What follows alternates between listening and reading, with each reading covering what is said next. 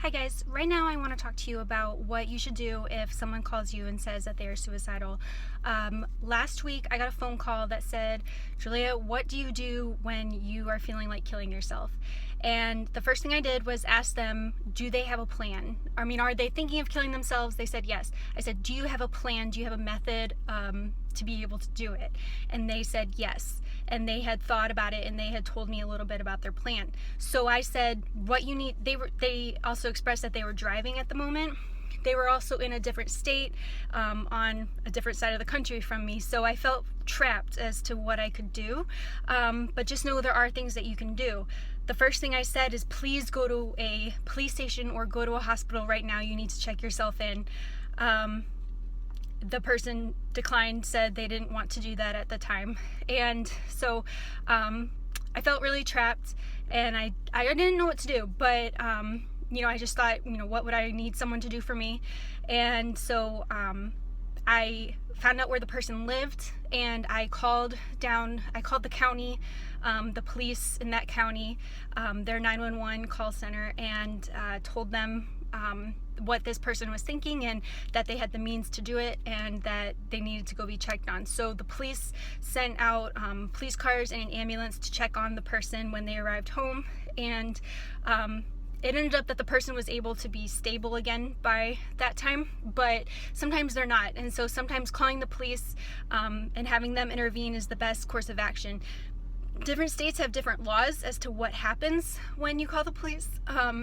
When in this particular state, they did not take the person in for a 72-hour hold or psych evaluation, but in most states they will take the person depending on who made the phone call and who can sign off for them to be on a 72-hour hold in a hospital where they can get stable and they can get access to medications and help that they need. So I just wanted to let you know there are things that you can do. If you are an adult or a family member of someone who calls you and says something like that, know that there's things that you can do. You can call the police, you can call hospitals, you can call hotlines and get help for them.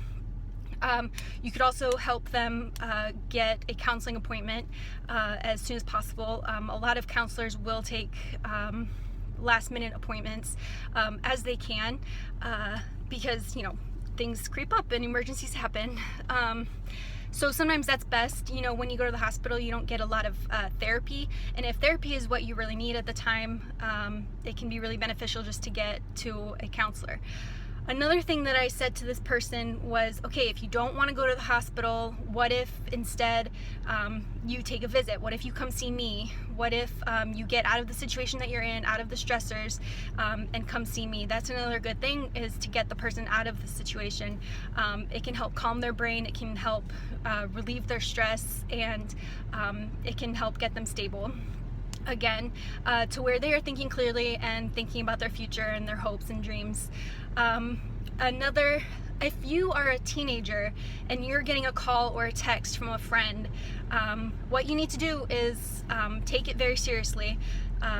This is why we shouldn't joke about suicide and wanting to kill ourselves, because it should be taken very seriously. Because if you think someone's joking and they're not, and they end up taking their lives, that's terrible, and you wouldn't want that on your heart.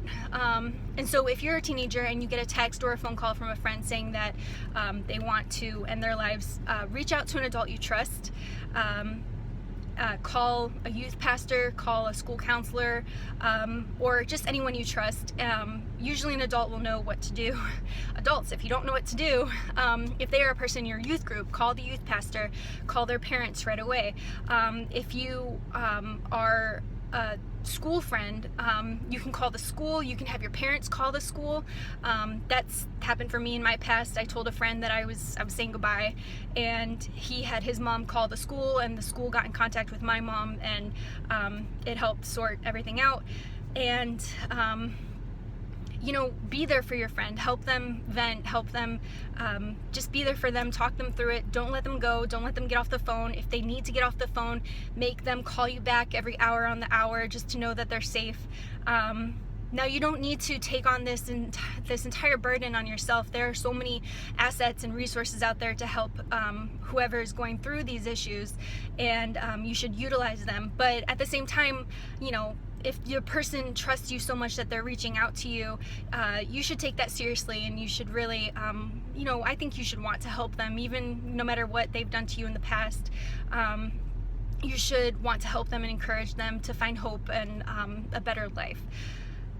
So what you can do is, you can, if you're an adult, you can call the police if someone calls you and this is happening, or you can take them to the hospital yourself and sit with them and check them in, or you can invite them away for a weekend, go escape their stressors, things like that.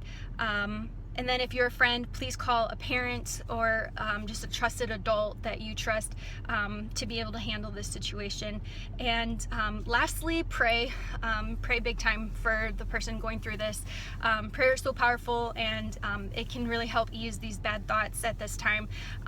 And so just being an intercession for your friend can do more than almost anything else. So you know, please take these tips to heart, and please, when a person reaches out to you and calls you and tells you this kind of thing, please take them seriously.